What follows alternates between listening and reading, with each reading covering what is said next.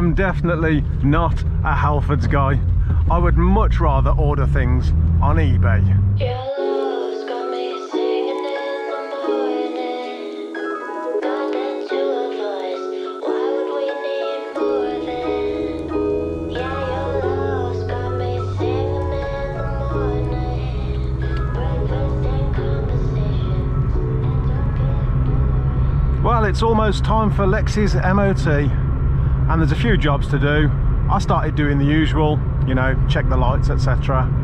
One of her tail lights was out, one of the number plate lights was out, so I changed them. And then the new number plate light was brighter than the old one, and that doesn't work with my OCD, so we changed them both so that they're the same.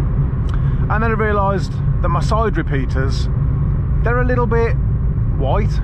Not completely white, but the bulb's meant to be orange, and what happens over time, of course, the orange paint flakes off and the light doesn't come through orange, it comes through white. And they're about 50-50 at the minute, and we might be okay, we might not be, depends on the MOT tester. Some of them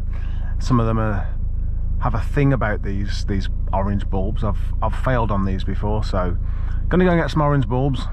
I'm not a Halfords guy, but Halfords is the one today, so we're gonna go grab some orange bulbs, maybe some wiper blades.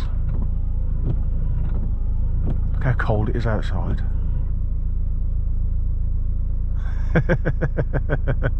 Trying to get standard wiper blades like this is getting more and more difficult now. Everything's aero blades, and I like aero blades, don't get me wrong. Nothing wrong with them. In fact, they're better than what we've got here, but I do try to keep Lexy rather original. Yes, we've got a couple of mods on the car, and I may go aero blades, but no, I'd rather keep her looking largely original, a little bit lowered, you know, looking good, sounding good with that exhaust.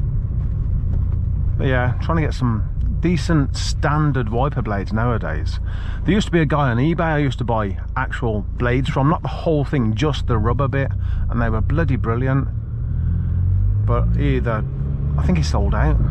Either that or his his shop disappeared. So we'll see what Halfords have got.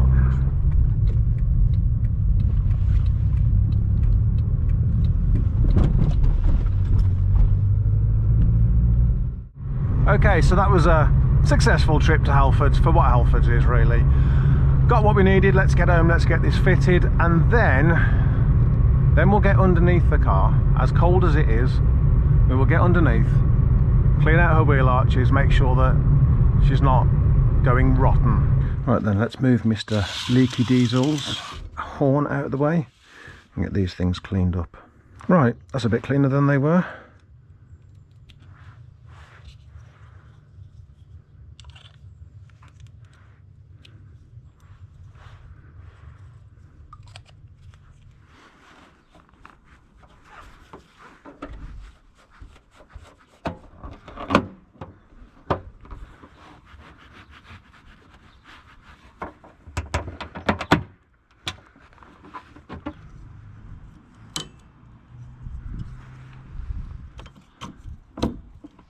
Right then, that's the wipers done as well. Not fitting that back wiper, I didn't need it. I think it's just the cleaning of the wheel arches and the floors. Make sure she's not rotten. Okay, so let's get this wheel off. Okay, now we can see what we're dealing with. Let's get all this cleaned up. Let's get this wheel arch liner out.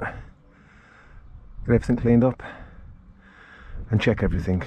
Okay, so the camera's not picking it up very well, but for those of you that are interested, this is my annual clean up under the floors and in the wheel arches, etc. So I do like to get to a level where you can see that there's no rust and that everything is as it should be.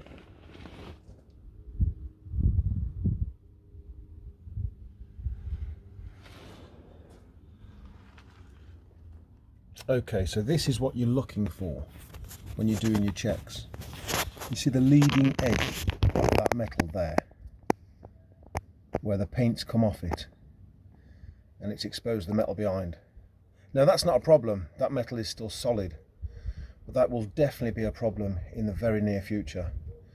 This is something that would hold for now, but I would not let it get past the summer. I'll be coming back to this area in the summer. And likewise, next year I want to do cavity wax injection, and you want to get some of that stuff into this sort of area here. It looks terrible on camera, it's actually not that bad, but it's still there. This area inside here that all the muck gathers in, even with the wheel arch liner on, all your muck gathers in there, and you don't see it because the wheel arch liner's there. You want to clean that out, get some cavity wax in there. I don't mean wax oil, that's far too mainstream. I mean something serious, something like Dinitrol. Get it in there to get that area protected. But yeah, this is what you're looking for as well. Rusty areas like that, that needs taking back to metal and painting. Other than that, everything's been cleaned up, everything's still okay. We've done some work in here in the past, and that could be a problem in the future, but it's still looking okay. I'll then do the usual checks, you know, drive shaft boots, inner and outer, check your brake pipes, peel back your metal, you can't really see it now, but peel back your metal bit, check the pipe, check the unions here to make sure that they're not corroded. Now I did clean mine and paint them a couple of years ago, and they're still fine, so check that one, check the top one just there.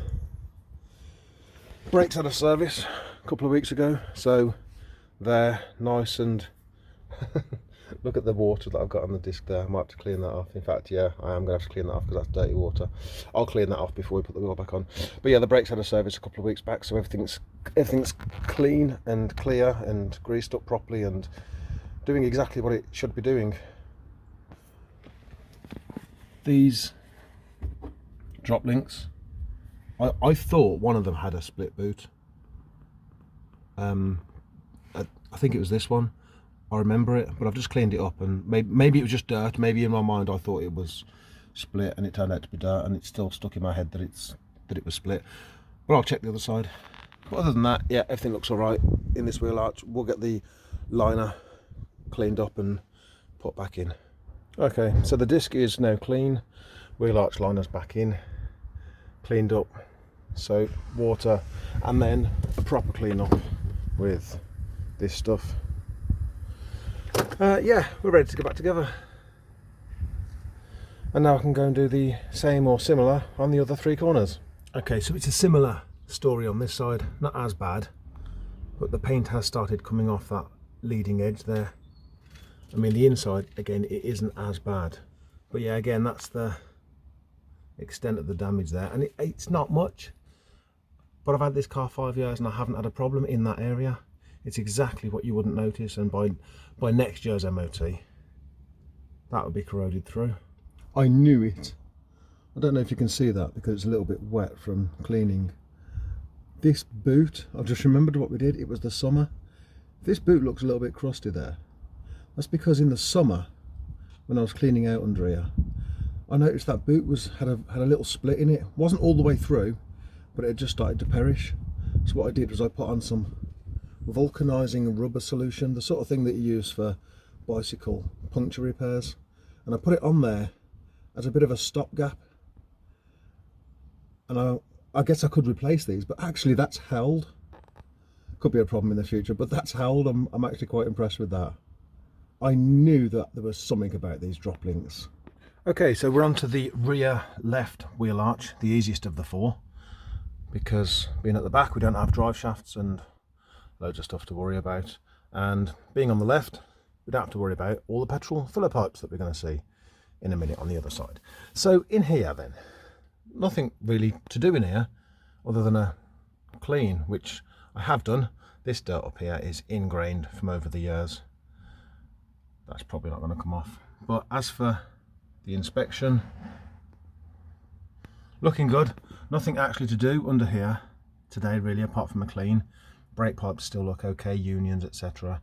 That axle was rebuilt a couple of years back by Stefan. If you know Peugeots, you know who I'm talking about when I say Stefan. Other things for me to look at. So when was it now? Last year there was a spot of rust. Where was that? It was just here somewhere. I mean, I literally can't even see it anymore. It was just here somewhere. And probably the year before that, and I didn't take a picture of it, in there was actually a rust hole which hadn't been there on one MOT, and getting ready for the next MOT, and there it was. So that needed welding up, but I'm happy to say that everything under here is still looking lovely. Let me just put that arch liner back in. Okay, so we have the arch liner in, if you can call it an arch liner. It clearly doesn't line the arch. This tells me that Peugeot didn't care about the arches on our beloved 106s rusting out.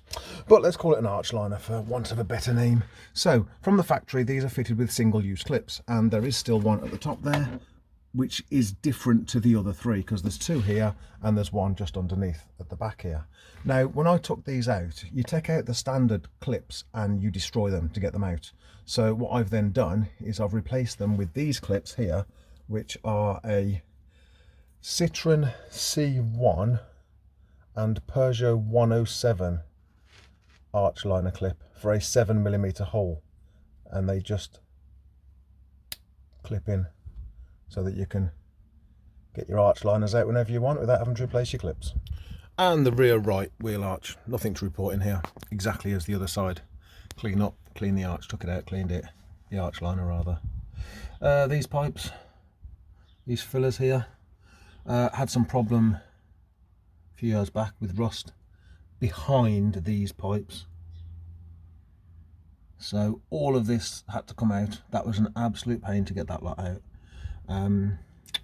Yeah, there was some rust beyond there. We did some rust treatment. There's a tiny little bit that looks like it's showing through over there, so I'll keep an eye on that. But generally speaking, I mean, I did this a few years back and that's held up really, really well. But yeah, do check behind these pipes and keep that 90-degree pipe there clean. I like to clean it with some rubber solution, some rubber protection, because I've had one of them perish on me before and it needed replacing, and it's a pain to replace that one. But that's it for the arches. Well, we've done all we can do, and now we're on the way to the MOT. Remembering that there's some roadworks down by Helford, so we're heading into QuickFit a slightly different way. And yes, I am using QuickFit. I know QuickFit gets a bad rap, but this one has always been good to me. And since my mate's garage closed down, I've been going to this QuickFit. In fact, a couple of the guys there are what you would call car guys. One of them's got a Clio. I knew I saw a car there. Yes, one of them's got a Clio. Is it a Clio? Yeah, like a grey or silver Clio, and it is absolutely mint. Thank you. I mean, look at that gorgeous SD. I bet that belongs to someone that works here. Told you, car guys. Right then, good luck, Lex.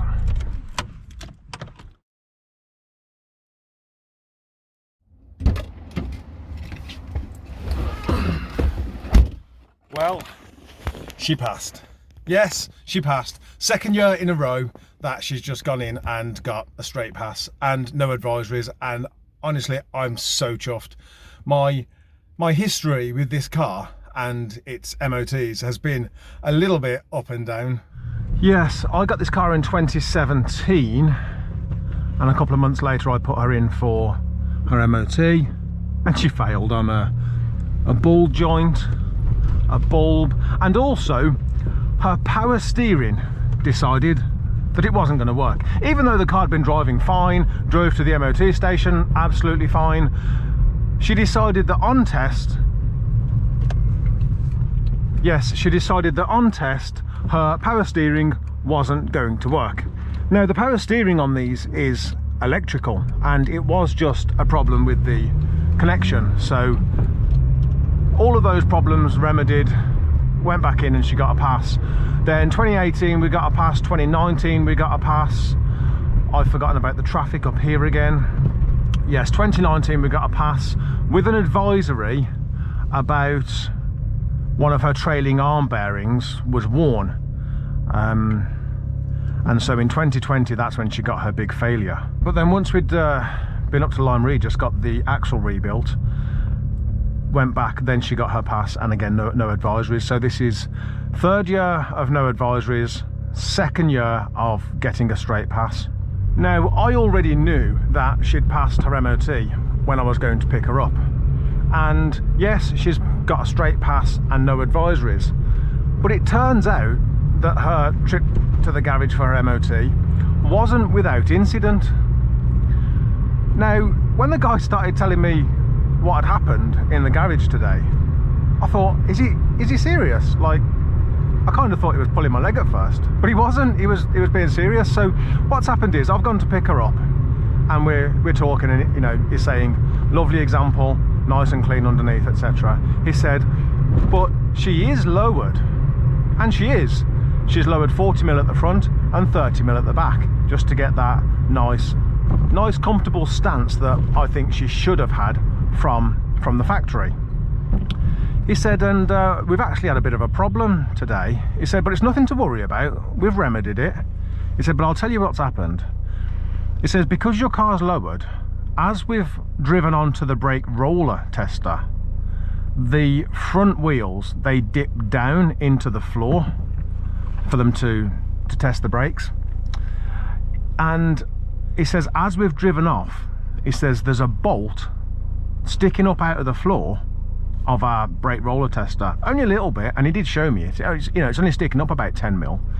He said, but as we've driven onto the rollers, fine, not a problem, we've tested the brakes, etc. He says, and then as we've driven off the rollers, this little bit of a bolt that's sticking up out of the floor, he said it's caught your sump, and it's tore a hole in your sump.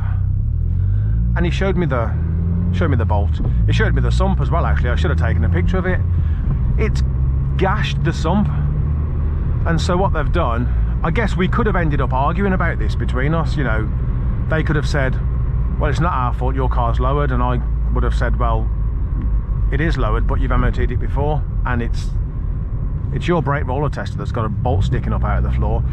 But there was none of that. There was no arguing or anything. They just went and put a brand new sump on for me and brand new oil. So we've now got a shiny new sump and fresh, I think he said fresh Mobile 1. But yeah, they've been good to me, that garage have, over the years.